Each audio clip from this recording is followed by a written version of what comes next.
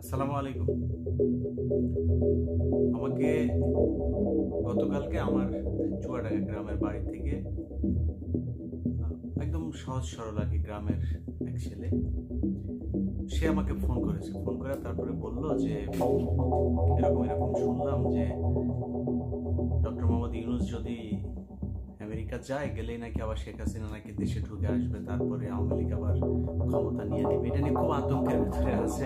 আবার আওয়ামী লীগের দু একজন লোকজন নাকি ভেংচি কাটাও শুরু করেছে যে গেলেই আবার ধরবে। তো গেলে কি করবে?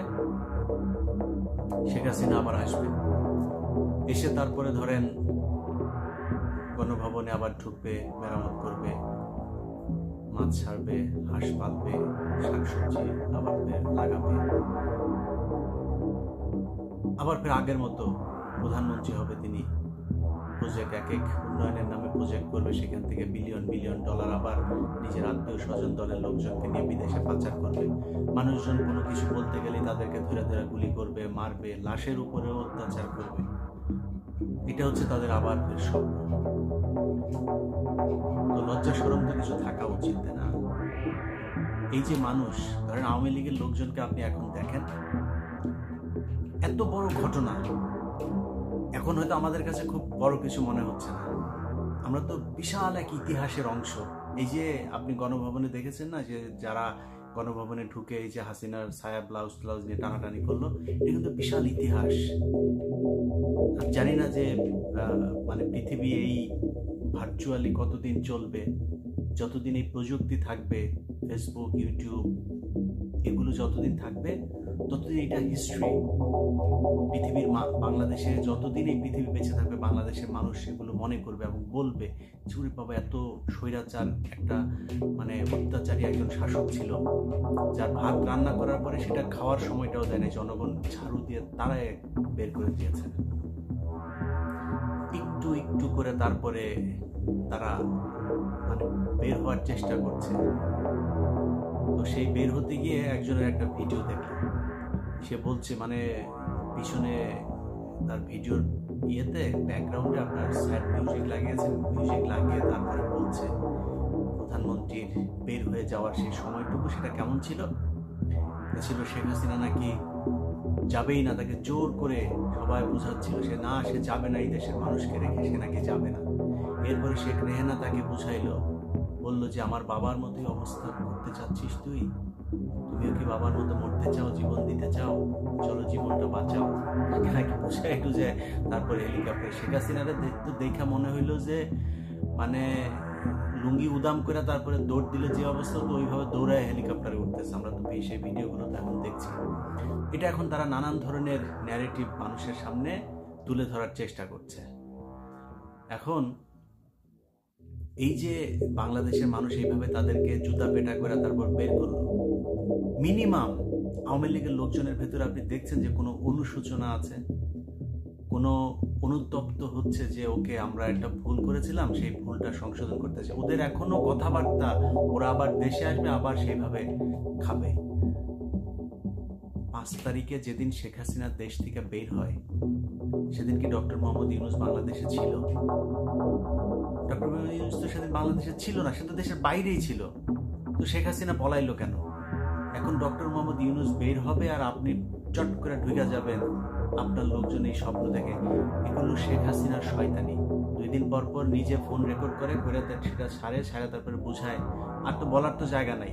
এখন তো মনে করেন শেখ হাসিনা যদি কোনো গণমাধ্যমে কোনো কিছু যদি পাঠায় বা বক্তব্য যদি পাঠায়, তাহলে তো পাশার চামড়া উঠাই দেবে।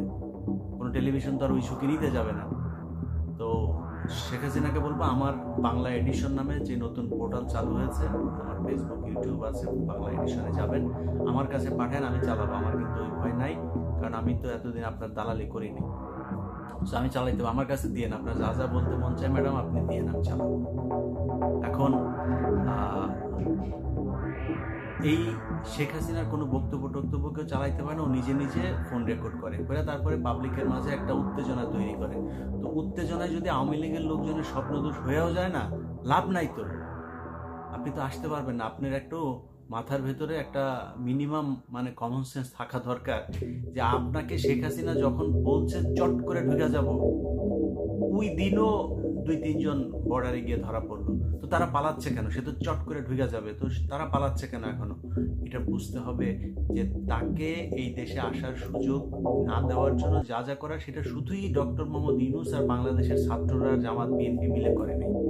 এটার জন্য অনেক উচ্চপদস্থ শক্তিশালী মানে কি বলবো যে আন্তর্জাতিক যে শক্তি, সেই শক্তি এটার পেছনে কাজ করেছে। এমনি এমনি শেখ হাসিনা দেশ থেকে বের হয়ে যায়নি। এই আজাইরা এই স্বপ্ন দেখে তারপরে স্বপ্নদোষ করে লাভ নেই, কারণ শেখ হাসিনা ঢুকতে পারবে না। আর শেখ হাসিনা যদি ঢুকতে চায়, আমরা তো চাই শেখ হাসিনা বাংলাদেশে ঢুকুক। এখন তারা তো দরকার বাংলাদেশে।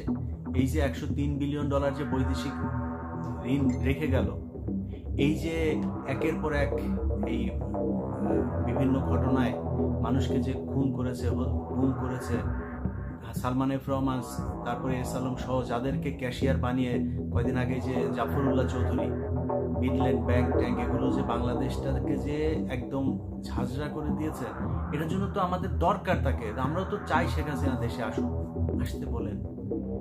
আপনারা স্বপ্ন দেখছেন যে শেখ হাসিনা আসবে, আবার আওয়ামী লীগ ওইভাবে ক্ষমতায় আসবে, আবার আওয়ামী লীগ ক্ষমতায় এসে তারপরে আপনাদেরকে ক্ষমতায় বসাবে। হ্যাঁ, সালমান এফ রহমানের দাড়ি ছিল, দাড়ি কাটছে। মানিকের দাড়ি ছিল না, দাড়ি রাখার চেষ্টা করছিল। ওই শ্যামল দত্তর দাড়ি গোপটোপ ছিল, দাড়ি গোপটোপ সব কেটে ফেলছে। কারোর দাড়ি ছিল, দাড়ি রাখে, কেউ দাড়ি ছিল না, সে দাড়ি কাটে।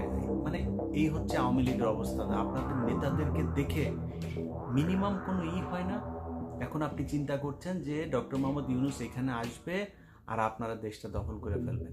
আপনার সেনাবাহিনীকে যা জিজ্ঞেস করেন, শেখ হাসিনার ঘরের আত্মীয় সেনাপ্রধান, তিনি কেন পারেন নাই 5 তারিখে শেখ হাসিনাকে বাঁচাইতে? শেখ হাসিনা তো বাংলাদেশে যদি গৃহযুদ্ধ লেগে যেত, ভারত বাংলাদেশে অ্যাটাক করবে, সেটা তো শেখ হাসিনা নিজে চেয়েছে।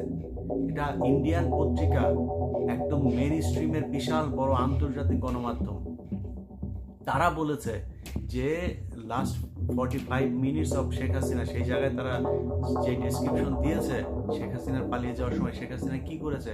শেখ হাসিনা সেনা প্রধানকে ফোন করেছে, পুলিশ প্রধানকে ফোন করেছে, অমিত শাহকে ফোন করেছে, তারপরে ওইদিকে কি বলে ওদের চাওয়ালাকে ফোন করেছে। কেউ তার কথায় সায় দেয়নি। তিনি বলেছেন যে আমি শেষ পর্যন্ত দেখতে চাই। SSF কে নিয়েও সে থাকতে চেয়েছে, যে SSF দিয়েও সে চেষ্টা করবে যে গণভবনে সে টিকে থাকতে। তাকে কেন থাকতে দেয়নি এটা বুঝবেন না আপনারা?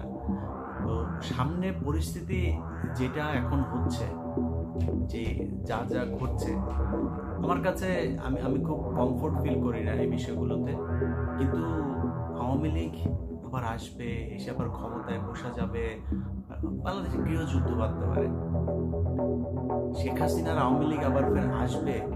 ভাই, গত 15 বছর ধরে কতবার যে দেশে আয়, মানে আমার মতো লোক, আমার মতো এরকম ছোটখাটো লোক, আমার মতো এত নিচু, মানে আপনাদের তো মানে এত বড় কি বলে যে বিশাল বড় রাজনৈতিক নেতাও না, বিশাল বড় কোনো পদেও ছিলাম না, কিছু না। আমি জাস্ট ইউটিউবে আমি ভিডিও তৈরি করতাম। তো আমার মতো একজন লোককে যে পরিমাণে হুমকি খেতে হয়েছে যে দেশে আয়, এর বাইরে তারেক রহমানকে মনে করেন দেশে নিয়ে বিচার করবে, ইন্টারপোলের কাছে নাকি সবকিছু জানানো হয়েছে, নানান কিছু। এত কিছুর পরে আপনারা 45 মিনিটের মধ্যে পুরো দেশ ঠান্ডা হয়ে গেল। এতদিন আপনারা বলে আসলেন 15ই আগস্টে নাকি আপনাদের বাপেরা নাকি কিছু করতে পারে না, এখন কইরা দেখি সেগুলি নিয়ে। আমি যখন শেখ মুজিবরে তো আমি উলঙ্গ করে দিতাম, সবসময় উলঙ্গ করে এই কথা বলতাম, বদমাইশ ছিল। এই বদমাইশে নিয়ে যখন ভিডিও বানাইতাম তখন বলতো যে আমার বাপেরা পারে নাই, তুই এবার দেশে, তুই আমার তোদের মায়ের সাথে তোদের মানে সাঙ্গা হয়ে তারপরে তোদের বাপ হয়েছে। তো এই সাঙ্গাকৃত বাপের নিয়ে তোদের যেই দরদ উদলায় উঠতো, তোদের বাপের পিছন দিয়েও বাস ঢুকাইছে, মুখের মধ্যে ইস্যু করছে, সবই করছে, তোদের বাপের যে মূর্তি বানাইছে। কই কিছুই করতে পারলি না।